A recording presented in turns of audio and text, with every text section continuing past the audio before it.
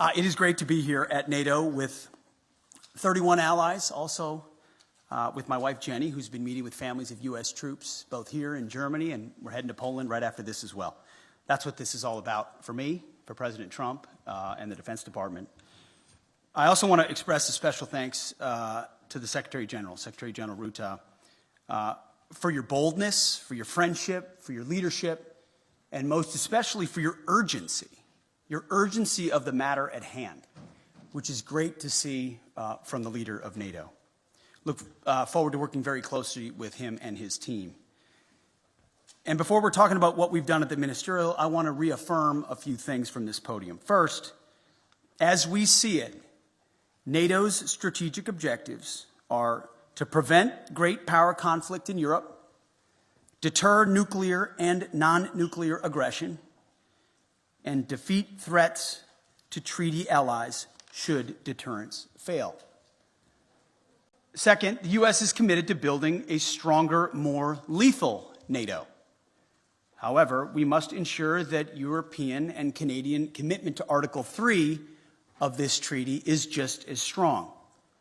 Article 3 says that allies, and I quote, by means of continuous and effective self-help and mutual aid, will maintain and develop their individual and collective capacity to resist armed attack. Leaders of our European allies should take primary responsibility for defense of the continent, which means security ownership by all allies, guided by a clear understanding of strategic realities, and it's an imperative given the strategic realities that we face. And that begins with increasing defense spending. 2% is a start, as President Trump has said, but it's not enough. Nor is 3%, nor is 4%, more like 5%. Real investment, real urgency. We can talk all we want about values. Values are important. But you can't shoot values. You can't shoot flags, and you can't shoot strong speeches. There is no replacement for hard power. As much as we may not want to like the world we live in some cases, there's nothing like hard power. It should be obvious that increasing allied European defense spending is critical, as the President of the United States has said. Also critical is expanding our defense industrial base capacity on both sides of the Atlantic. Our dollars, our euros, our pounds must become real capabilities. The U.S. is fully committed under President Trump's leadership to pursue these objectives in the face of today's threats. Yesterday, I had a chance to attend the Ukraine Defense Contact Group. Today, participated in both the NATO Ministerial and the Ukraine Council. In both, we discussed Russia's war of aggression against Ukraine. I had the chance to brief allies on President Trump's top priority: a diplomatic, peaceful end to this war, as quickly as possible, in a manner that creates enduring and durable peace. The American Defense Department fully supports the efforts of the Trump administration. And we look to allies to support this important work with leading on Ukraine security assistance now through increased contributions and greater ownership of future security assistance to Ukraine. To that end, I want to thank my UK counterpart, Defense Secretary John Healey, for hosting this Ukraine Defense Contact Group and for his leadership on support of Ukraine. President Trump gave me a clear mission: achieve peace through strength, as well as put America first, our people, our taxpayers, our borders, and our security. We are doing this by reviving the warrior ethos, rebuilding our military, and reestablishing deterrence. NATO should pursue these goals as well. NATO is a great alliance, the most successful defense alliance in history. But to endure for the future, our partners must do far more for Europe's defense. We must make NATO great again. It begins with defense spending, but must also include reviving the transatlantic defense industrial base, rapidly fielding emerging technologies, prioritizing readiness and lethality, and establishing real deterrence. Finally, I want to close with this. After World War II, first General and then President Eisenhower was one of NATO's strongest supporters. He believed in a strong relationship with Europe. However, by the end of Eisenhower's presidency, even he was concerned that Europe was not shouldering enough of its own defense, nearly making, in Eisenhower's words, quote, a sucker out of Uncle Sam. Well, like President Eisenhower, this administration believes in alliances, deeply believes in alliances. But make no mistake, President Trump will not allow anyone to turn Uncle Sam into Uncle Sucker. Thank you, and we're glad to take some questions. Thanks very much. Let's start with the U.S. traveling TV pool with Liz Ferdin.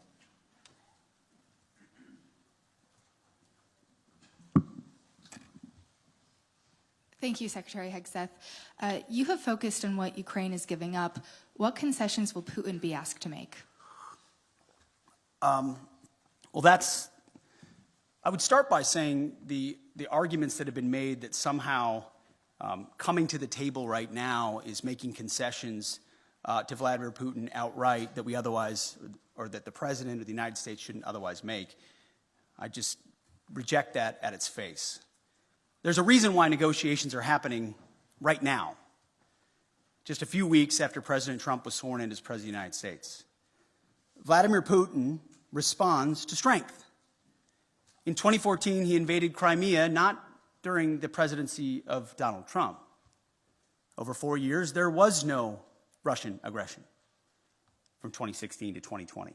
In 2022, Vladimir Putin took aggression on Ukraine. Once again, not while President Trump was President of the United States. So any suggestion that President Trump is doing anything other than negotiating from a position of strength is on its face ahistorical and false. So when you look at what he may have to give or take, what's in or what's out in those negotiations, we have the perfect deal maker at the table from a position of strength to deal with both Vladimir Putin and Zelensky. No one's going to get everything that they want, understanding who committed the aggression in the first place. But I challenge anyone else to think of a world leader at this moment who, with credibility and strength, could bring those two leaders to the table and forge a durable peace that ultimately serves the interests of Ukraine, stops the killing and the death, which Trump has been clear he wants to do, and hopefully ultimately is guaranteed by strength of Europeans who are there prepared to back it up.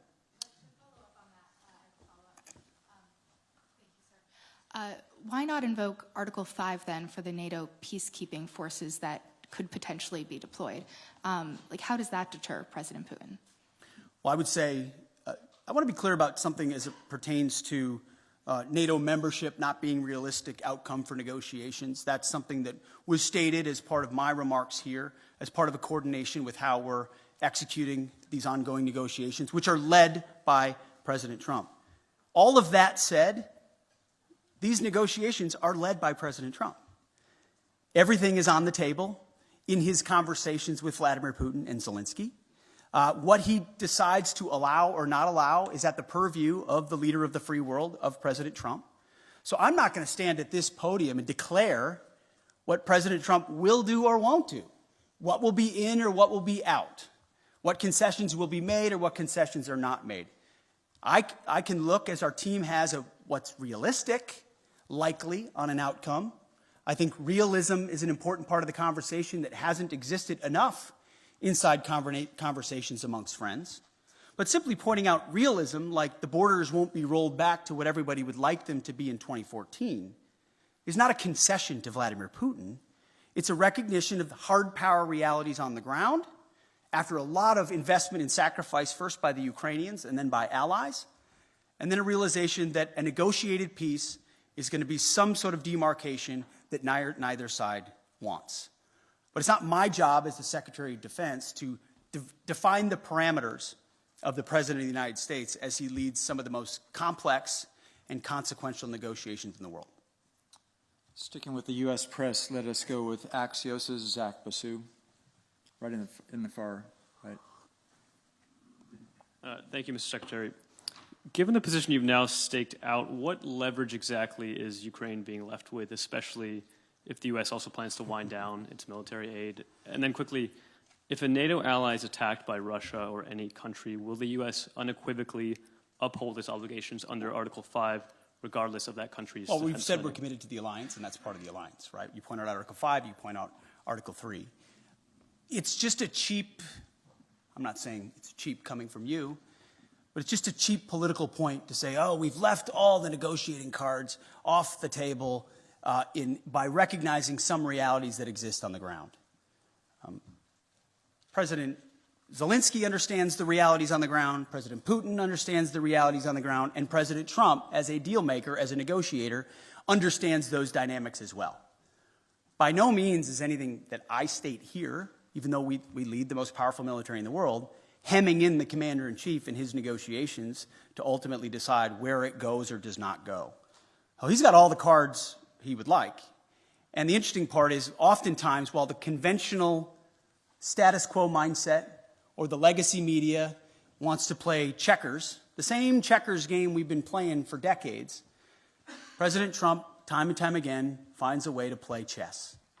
As a deal maker, as a businessman who understands how to create realities and opportunities where they otherwise may not exist. Take, for example, the conversations that our Treasury Secretary had in Kiev recently with President Zelensky, which will continue in Munich with our Vice President and Secretary of State, around investments and resources inside Ukraine. I don't want to get ahead of any decision or announcement that could be made there. It could be any number of parameters.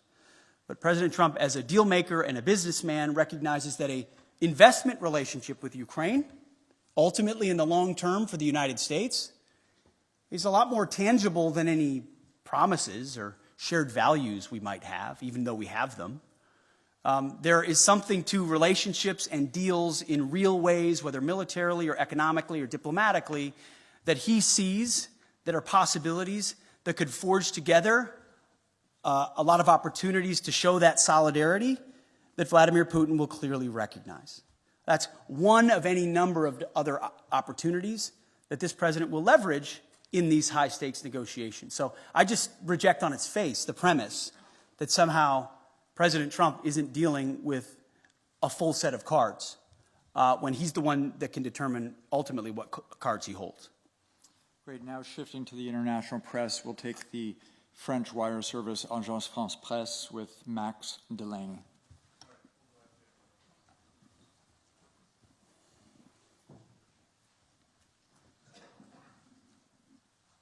Thank you very much.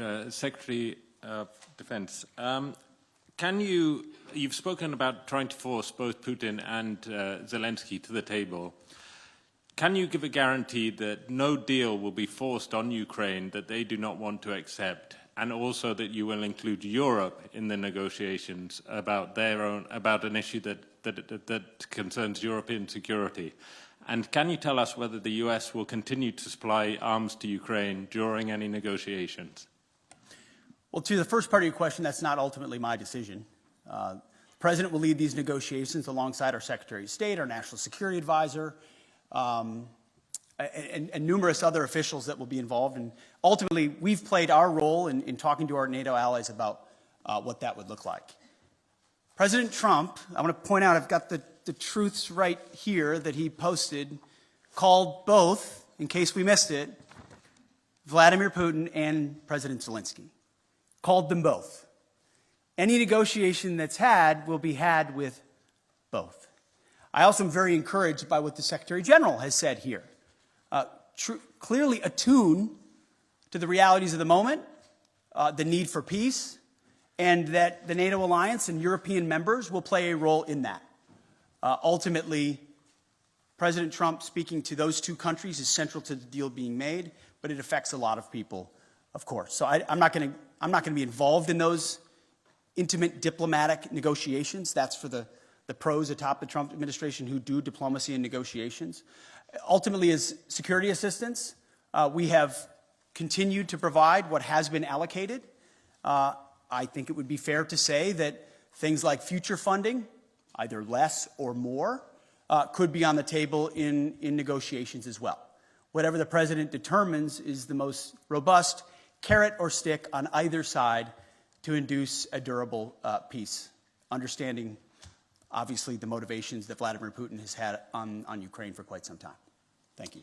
We'll have a second international press outlet. We'll go with the German paper Frankfurter Allgemeine Zeitung with Dr. Thomas Kutschka. Thanks a lot, Thomas Kutschka, Frankfurter Allgemeine Zeitung. Good afternoon. Mr. Secretary, 2 questions, please. The first one regarding the new defense investment pledge.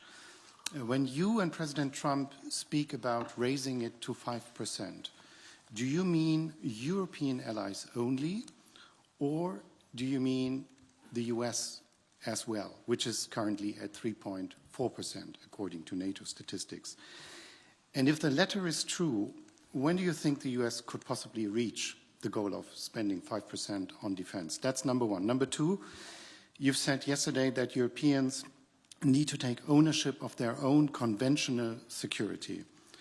So should Europeans expect that ultimately the US would withdraw the bulk of their forces from Europe and just leave in place what is necessary for nuclear deterrence? I know there's a revision going on. I don't expect you to name any numbers, but maybe give us an outlook of what we should expect. Thank you. Thank you.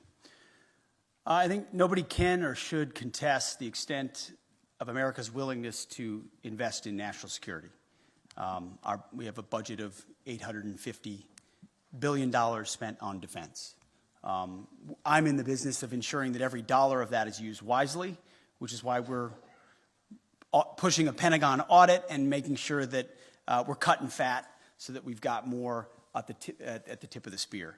3.4% is a very robust investment, larger than most of our allies within NATO.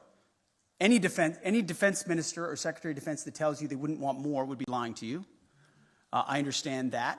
Ultimately, we have our own budgetary considerations to be had, but I don't think an unwillingness of NATO allies to invest in their own defense spending can be dismissed away by trying to point at the $900 billion that America has invested around the globe to include the NATO alliance and saying that's not enough.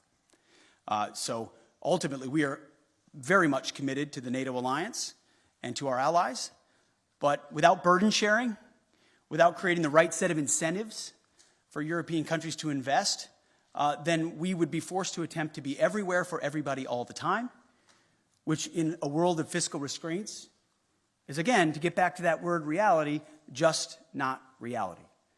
So yes, we will continue to spend robustly. Our expectation of our friends, and we say this in solidarity, is you have to spend more on your defense, for your country, on that continent, understanding that the American military and the American people stand beside you as we have in NATO, but can't have the expectation of being the permanent guarantor, as I alluded to, from what even Eisenhower observed post-World War II. That shift has to happen. The peace dividend has to end. There are autocrats with ambitions around the globe, from Russia to the communist Chinese. Either the West awakens to that reality and creates combat multipliers with their allies and partners, to include NATO, or we will abdicate that responsibility to somebody else with all the wrong values. You mentioned Europe. We have not said in any way that we're abandoning our allies in Europe. There have been no decisions based on troop levels. Again, that's a discussion to be had by the commander-in-chief in these high-stakes negotiations. And that would most likely come later on. But there is a recognition that the ambitions of the communist Chinese are a threat to free people everywhere, to include America's interests in the Pacific. And it makes a lot of sense, just in a common sense way, to use our comparative advantages. European countries spending here in defense of this continent, in defense of allies here, against an aggressor on this continent with ambitions. That strikes me as the right place to invest. And I don't say that in a condescending way. I say that in a common sense, practical way. Investing in defense on the continent makes sense. We support that as well. It also makes sense comparatively and geographically for the United States, along with allies in the Pacific, like Japan and South Korea and the Philippines and Australia and others, to also invest in allies and partners and capabilities in the Pacific to project power there in service of deterrence. That deterrent effect in the Pacific is one that really can only be led by the United States. We wish we could lead everywhere at all times. We will stand in solidarity with allies and partners and encourage everyone to invest in order to have force multiplication of what we represent, but it requires realistic conversations. Those with disingenuous motives in the media, I don't mean to look at you, I'm just saying anyone that suggests its abandonment are trying to drive a wedge between allies that does not exist. We are committed to that NATO alliance. We understand the importance of that partnership, but it can't endure on the status quo forever in light of the threats we face and fiscal realities. Europe has to spend more. NATO has to spend more, has to invest more, and we're very encouraged by what the Secretary General has said. And frankly, behind closed doors, what a lot of our allies have said as well, acknowledging that reality. And that's why when I say make NATO great again, it's what President Trump set out to do in 2017. The press said President Trump is abandoning NATO. He's turning his back on our NATO allies. That's what the headlines read in 2017 and 2018. What actually happened? That tough conversation created even more investment to the point where now almost every NATO country is meeting the 2% goal that was said to be egregious when he first said it. Now European countries are stepping up, and President Trump continues to ring the alarm bell that even more investment is required considering where we are. So suggestions of abandonment otherwise continue to be disingenuous, and we are proud to be part of this alliance and stand by it. Sir, I'll take a couple more. Sure. Why don't we take one from a U.S. outlet and one from an international outlet? With the U.S. outlet, pardon me, sir, what we're going to take from the U.S. is Logan Rattick from Newsmax, please. You talked about expanding the defense industrial base and also expediting foreign military sales. Can you expand on that a little bit and how important that is to NATO? Well, one of the self-evident conclusions of the war in Ukraine was the underinvestment that both the European continent and America has had, unfortunately, in the defense industrial base. The ability to produce munitions, emerging technologies, rapidly and field them was a blind spot exposed through the aggression against Ukraine. Ukraine has responded to that, as we've had a chance to listen to a great deal. Europe is responding to that, and so is America. We have to do more to ensure, whether you call it the arsenal for democracy or defending the free world, if America can't build and export and build and provide rapid capabilities because we're too stale or static or bureaucratic or the Pentagon is bloated, then we're not able to field the systems we need in the future. So deep and dramatic reforms are coming at the Defense Department with the leadership of President Trump to ensure that we're investing robustly in our defense industrial base. A great example is shipbuilding. We need to vastly increase our ability to build ships and submarines, not just for ourselves, but to honor obligations to our allies as well. And we will do that. Foreign military sales is another thing I mentioned this morning with the Secretary General.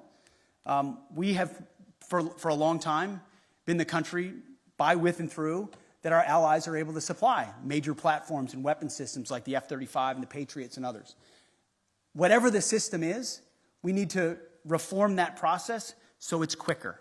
So a request today isn't delivered 7 years from now, but 3 years from now with less red tape and with the most efficient and effective technology possible. We hear that from our allies, and that's part of being a good faith partner, is we're going to invest in our defense industrial base. We're going to make sure foreign military sales are as rapid as possible, which again is a force multiplier for American power, which is something we want to do in a contested world.